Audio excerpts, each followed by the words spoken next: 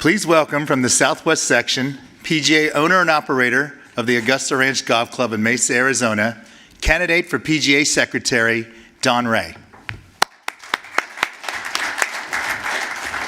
Appreciate it.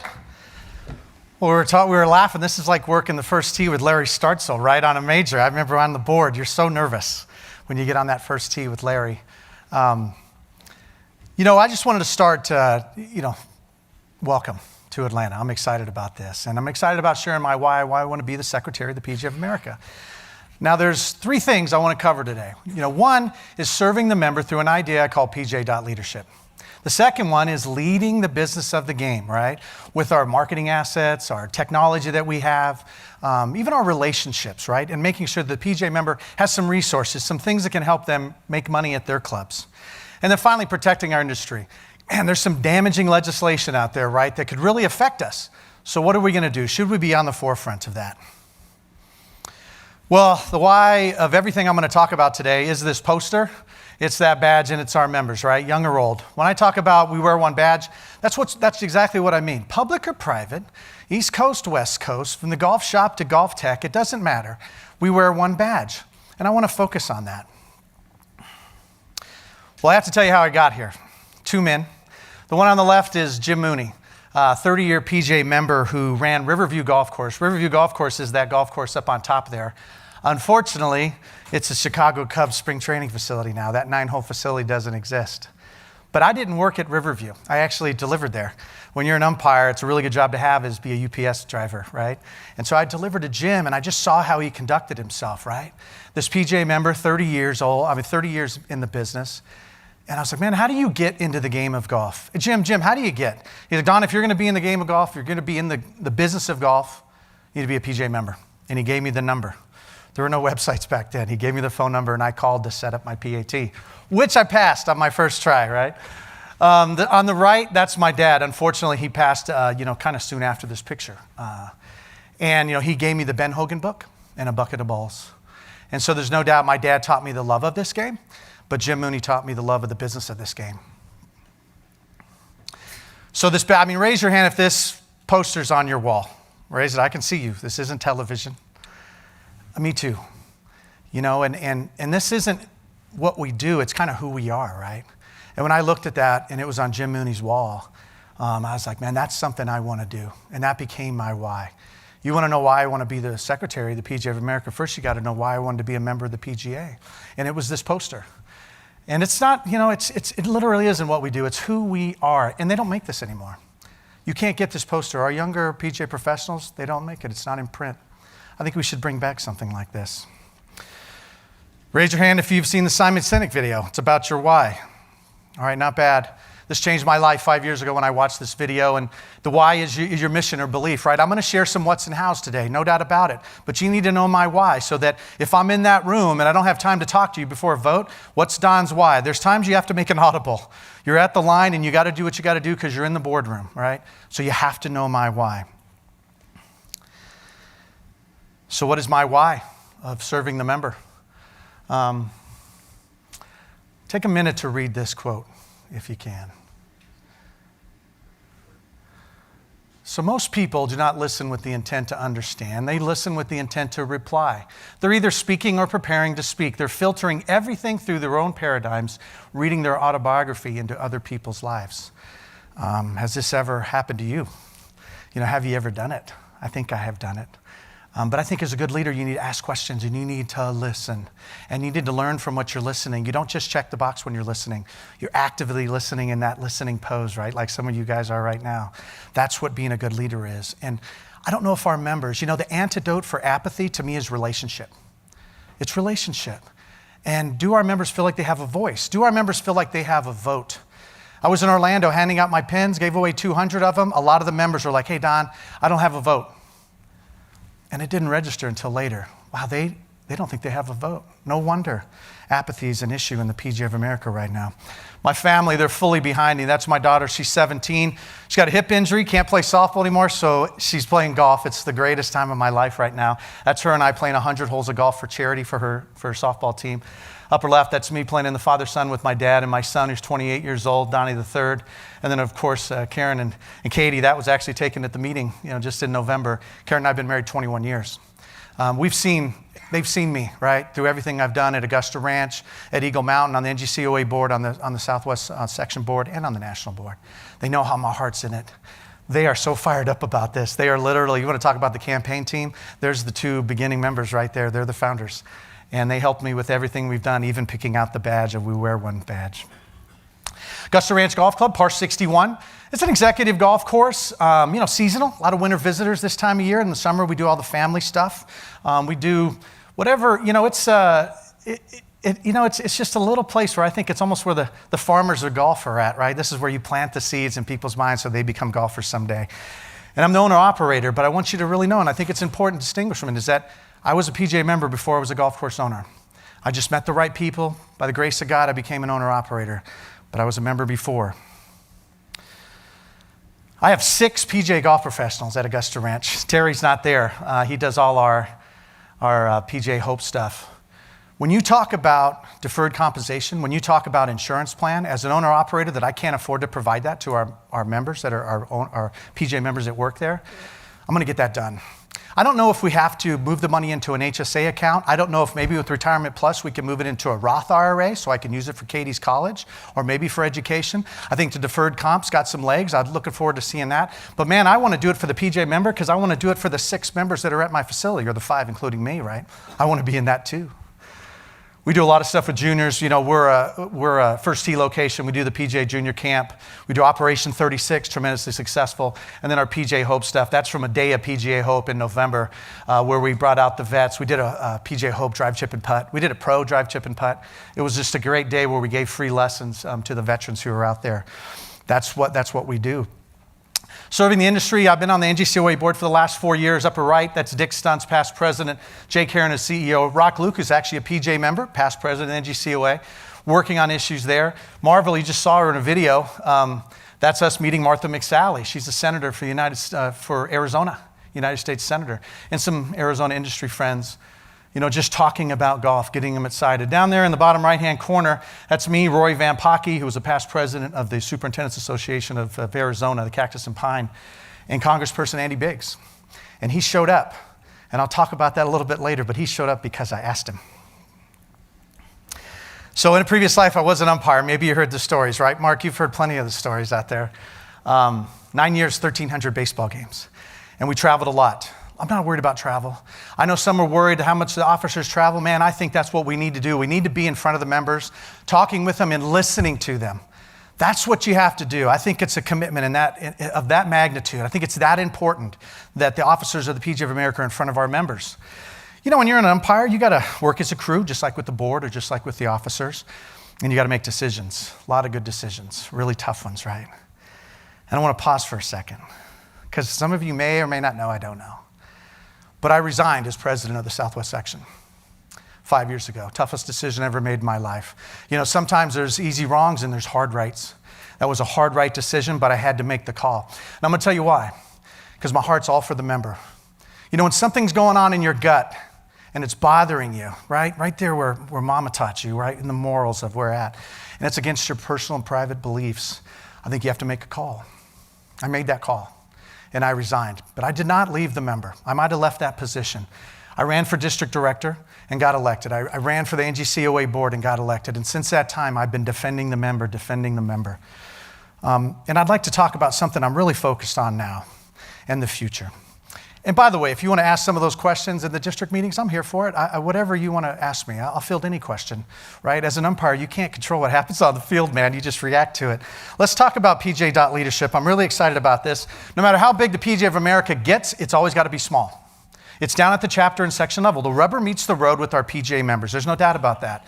Pete Pavacqua had a great saying, the tangible connection between golfer and the game is the PGA professional. I completely agree. I see it happen behind the counter at Augusta Ranch every day, right? But the tangible connection between our members and the association is our sections. We need to invest in our sections. I mean, at the end of the day, our members elect our boards, and then the boards hire their EDs. So when those EDs are representing us on the national level or wherever they're at, I mean, they're literally our hands and feet, right? We need to make sure that everybody understands they're actually speaking for those 5 PGA golf professionals at Augusta Ranch. That's how important the sections are.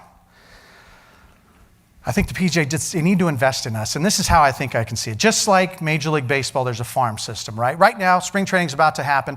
Every player, rookie ball to AAA, is going to wear the same jersey, right? That's about consistent training with all those players, climate and culture. Major League Baseball wants to make sure that everybody in their organization understands consistency, climate, and culture. I think that's what we need to do. Those players then go out to their different teams and leagues, but they know that they're a member of that organization. They're a member of the PGA of America if you're a PGA professional. So what does that look like? I mean, sections right now to bring their boards together or their members together, it's $10,000 to $50,000. Some sections, the expenses they have to bring people in from Montana or Aloha, wherever it might be, very expensive, $10,000 to $50,000. So sometimes when we have to save money, that's what we save money on. We have all the members in the room, but yet we're trying to save some money on that for the other things we want to spend money on. I think the PGA of America should pay for that. I think they should. They should subsidize those meetings because then it can be consistent across the nation. We can videotape or live stream those meetings so the guys who couldn't make it or the girls who couldn't make it behind the golf shop counters can see that meeting. Maybe we can engage them with technology that we can afford, right? They can vote on their phones so that they feel engaged. We're asking to listen to them. We want to. So what are we doing to actually hear them? Those are things that we can do if the PGA actually subsidizes that. Because no matter where a PGA member lives, I think they should get the full experience of being a PGA member, no matter where. Even if they're in Yuma and they're attending some chapter meeting in Tucson, I'd like to see us standardize all that. And that money that you used to spend on all that stuff, spend it on whatever you want.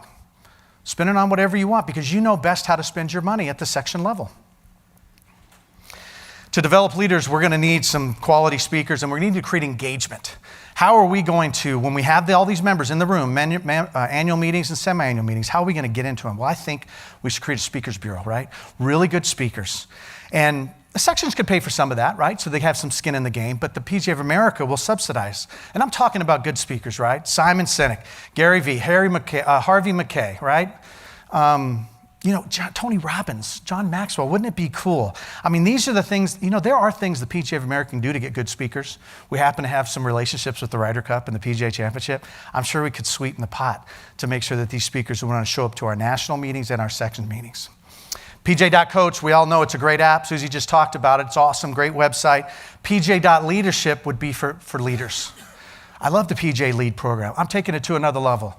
I think PJ Leadership, it will be an app or a website, short little videos, talking to our members about being good leaders in their communities, in their businesses, and also for all of us in the room when we're in board meetings. How about some short videos on Robert's Rules of Order, right? Being a good board member, how to be a president, chair of a committee. What's the role of the ED?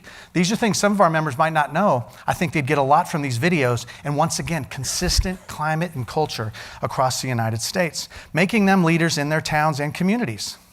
The business of the game? Well, I think we need to leverage our assets and relationships right on behalf of the PGA member. PJ.com is coming out. Susie's exactly right. We need to make sure we get PJ.com to PJ.Coach to PJ member.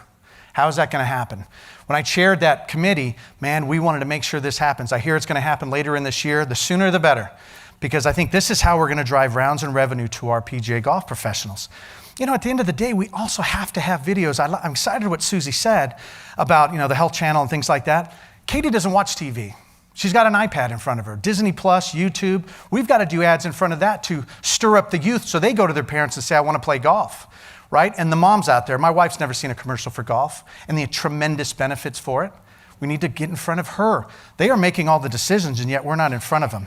And that PJ.Coach app, that's got to be the storehouse for data. The PJ member will control that. Your student lockers, all the things that we're going to do in PJ.Coach 2.0, 3.0, I want to be sure that I'm an officer so I can make sure this happens because I know what it's going to do for Augusta Ranch and all the courses like me. I also know what it's going to do for private clubs. Because high tide raises all ships. If we're healthy as an industry, everybody's healthy. And this is what I'm excited about, but we have to make that happen. You know, talking about assets, PGA Junior League, great asset, right? Awesome. We didn't invent it. We purchased it, and we made it better. And then we're spinning off things now, right? PJ Family Cup, you haven't heard about it. It's going to be great. We purchased Next Gen Golf. We have a great relationship with the retail tribe, right? It used to be $1,500 a year. Now it's only $120 a year for PGA members. What other things can we do? Operation 36. Can Dan Lindsay, who is at Augusta Ranch, get a deal on Operation 36 because he's a PGA member? Are there things that we could purchase out there that would help PGA members, just like PGA Junior League? I think we need to look at that. Sometimes we are walking to opportunities as the PGA of America and everybody else is running. I think we need to run to those opportunities because those are things that are going to help our PGA member. And by the way, our strategic why for all of this, the end game, has to be direct to consumer. We have to eliminate the middleman. There's no need for the middleman. We can use the tee time providers out there. We can use the golf channels of the world to bring more people to us, but then we have to convert them into loyal golfers with us, right? That's what our PGA members know. You know, at the end of the day, if it is driven by price, nobody's going to win. But what are we best at as PGA members? What's our DNA? We build memories. We build experiences. We build relationships. Those are intangible things that we're really good at, and that's how direct-to-consumer will work, because it's not going to be about price. It's going to be about family. It's going to be about fitness. It's going to be about fun. It's going to be about forever. You're going to be playing this game with your family for the rest of your life. That's the direct-to-consumer. Just real fast, I don't know if you've heard of the STAR report for hotels, you know, or the benchmark report. Orca used to be called Orca. You know, the PAT, when we take a PAT, isn't that really just a budget? No matter what the weather is, you have to shoot under the PAT score, and if nobody passes it, nobody passes it. What these two reports do is they make it a tournament. All of a sudden, you get to see what everybody in your competitive rate set is doing. Now you get to see if a PGA run facility really is better run than a non-PGA facility. These numbers will speak volumes to everybody out there. This will help us get employment into in some of those golf courses, the 49% that don't have a PGA member, those public golf courses. This is the kind of software that we need to align ourselves with so that we can distinguish that the PGA member is the best in the business when it comes to running golf courses. I won't take long on this side, but I will tell you, this is a big merger. 90% of the tee times now are controlled by EasyLinks and Golf Now, right? NBC. May or may not remember, about 8 years ago, me and Jim Vernon, we stood up at the annual meeting in Orlando and talked about that Golf Now relationship with the PGA of America, right? I have the same passion that I did 8 years ago when I talked about that. We need to be behind our PGA professionals at the negotiating table. So when they negotiate with these tee time providers, whoever they may be, that they know the PGA standing behind that PGA pro so they can get the best deal. Management companies get good deals. I want the PGA professional to get the good deal. And we can do that because that's what's going to protect the jobs and the industry and the golf courses that our members work at. Protecting our industry, I'm pretty sure we need to protect our industry. You know, they say at the private club, you're either on the menu, or you're either on the agenda or you're on the menu, right? You're either at the table or you're on it. That is so true for legislation. We have to be in these rooms, and we're not right now. The unintended consequences of legislation, it's huge, and it affects our careers. It affects our golf courses, our future. Water, it's a big deal. I don't care where you're at, right? It's critical. The quantity of it, the quality of it. Brian Wickham, you remember our past president, right? I talked to Brian a lot, and that's Club West. On the right there is Club West Golf Course when it was open 3 years ago. This is Club West Golf Course 2 years ago, closed. 4 PGA professionals used to work there, not anymore. Hundreds of golf courses, or over 100 golf courses are closing in a year right now. So we got to watch what's going on with water because that's sad right there, right? Sales tax, what happened in Kentucky, right? There was sales tax on either a for-profit or not-for-profit private club. It was too late. We couldn't change it. We need to be in that room. What about gift cards? What about refundable deposits? There's big management companies right now really worried because they got a boatload of money on the books of refundable 30-year deposits. Are we going to help them? Now, I'm not saying we have to do it ourselves. There are other associations that focus on this and specialize in it. We need to align ourselves with those associations so we're protecting the member. California's AB5. Can you work 40 hours in the shop and then teach on the range off the clock? You can't in California anymore. But Kessler and Tom Addis, Len Dumas, they're working on behalf of all of us PGA members in California to say, hey, can we carve out golf? I know you didn't mean to hurt the golf professionals, but you did when you passed California AB5. This is a big deal. How about the Met, New Jersey, Philly section? Man, did they come together, PGA members, and said, you know what, you're not going to have property tax based on a golf course best use, like it's homes when it's a golf course. This would have sunk a lot of those golf courses on the East Coast. You don't think it's going to move in West?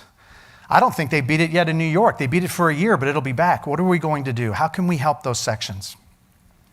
National Golf Day, I mean, why aren't we there? I mean, I know some of our senior leaders are there, but the GCSA is there, the CMA is there, the NGCOA is there. Our members need to be there. You know, I think all the presidents of every section should meet in DC and attend National Golf Day. We'll do a leadership summit with all of them, and then we'll sign them up for We Are Golf, which sets up all the legislator meetings. Let me tell you what legislators think about. They talk about constituents. They want to talk to people who voted for them. And believe me, I've been in those rooms, and they like the managers, they like the superintendents, they like the owners, but they really love the golf pros. When I was talking to Congressperson Andy Biggs, and he was showing me his grip because he says he sliced it, obviously just a little rotation, and he said, "What can I do for you, Don?" I said, "Can you come out to Augusta Ranch on November 11th and speak at my Day at PGA Hope event?" And he said, "Yes." That's the power of what we have. But we're not in those rooms talking to the legislators at We Are Golf. We can do it locally too. Don't get me wrong. Those state assemblymen and legislators, congresspersons in your state, they're just as important to what we're trying to do for the PGA of America. We Are Golf's coming up May 6th. You know, will you be there? Will the PGA be there? I'm going to be there. The NGCOA has a board meeting there, so I attend every year, and it's so worth it. And I hope in 2021 our association's there. So I talked about the poster, I talked about the badge, I talked about those members, young and old. I want to talk about that ring. Mark Gurnow is a PGA member. He's the general manager at Superstition Mountain, right, Mark? I mean, it's an amazing facility, right? He's done every job in 30 years that you can imagine. Public, private, municipal, it doesn't matter. And Superstition Mountain has hosted LPGA events, Champions Tour events, they've done it all. So I'm meeting with Mark because I met with every board member in the Southwest section individually, right? And he shows me this ring. And he goes, "Don, my wife gave me this ring 3 months before I was a PGA member. And I wouldn't wear it until I was a PGA member." So it sat. And then he became a PGA member and he put it on his finger. And he hasn't taken it off. I wish you could see that ring on his finger. It's worn. He's been wearing it for 30 years. He loves the PGA. And he told his wife, "When I'm buried, I want that ring on my finger." You know, what are we doing with PGA? Is the antidote for apathy relationship? Man, I think so. When I talk about We Wear One Badge, that's where I want to bring us all together. East Coast, West Coast, Golf Tech, Golf Shop, it doesn't matter. We wear one badge. There's no doubt inviting is different than welcoming. There's no doubt that lunch meetings or annual meetings are different than conference calls. We can do that. Our members want a voice, man. They want to be heard. I've talked to so many in the last 60 days. Hell, the last 20 years of my life I've been talking to PGA members. They want to be heard. I want to travel this nation. I want to travel this nation as one of your officers talking to every PGA member, every single one of them, and I want to listen to them. I want to be that Stephen Covey. I want to listen to them and know that they're being heard so that we can make a difference in their lives. I want to give them retirement. I want to give them health insurance, but I want to talk to them.